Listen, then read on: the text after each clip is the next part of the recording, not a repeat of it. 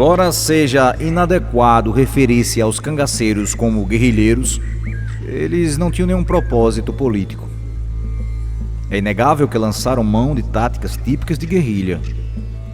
Habituados a viver na Caatinga, eles não eram presa fácil para a polícia, especialmente para as unidades deslocadas das cidades com a missão de combatê-los no sertão. Uma das maiores dificuldades em enfrentá-los era que preferiam ataques rápidos e ferozes, que surpreendiam seus adversários.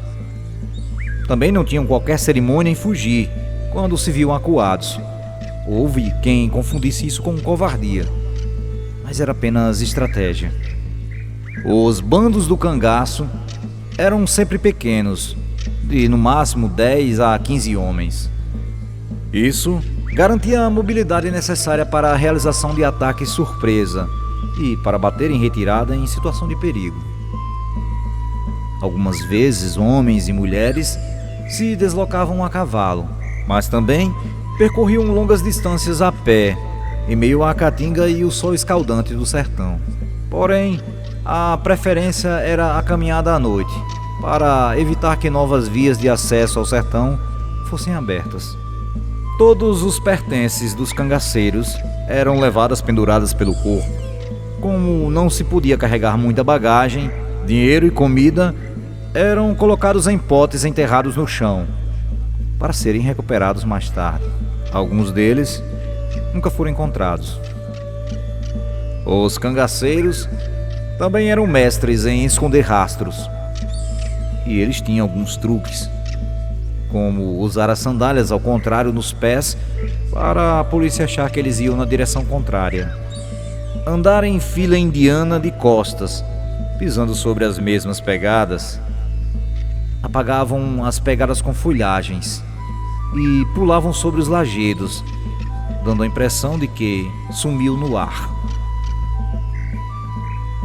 Para resolver discórdias internas do bando, Lampião sempre planejava um grande ataque, o que causava a união contra os inimigos, e eles deixavam as divergências entre si. Com exceção dos sequestrados, os cangaceiros quase nunca faziam prisioneiros em combate, pois isso dificultaria a dinâmica grupal e a capacidade de se mover com rapidez. Outra artimanha interessante era que as principais áreas de ação do cangaço eram próximas às fronteiras estaduais. Naquela época, as polícias não podiam ultrapassar as fronteiras sem serem convidadas pelo estado vizinho. Os cangaceiros sabiam disso, e em caso de perseguição, eles podiam cruzá-las para ficar salvo do ataque da polícia local. Durante os combates, havia uma regra fundamental. Em caso de retirada, nunca deixar a arma para o inimigo, e nas vitórias, apoderar-se do arsenal dele. Os cangaceiros recrutas, ao entrar para o bando, eram batizados por codinomes para dificultar as suas identificações. Alguns assumiam nomes de cangaceiros já mortos em combates, para também confundir as autoridades. Para se comunicar entre eles, durante os ataques e as fugas, imitavam pássaros e animais típicos da região com extrema precisão, codificando cada passo, cada movimento.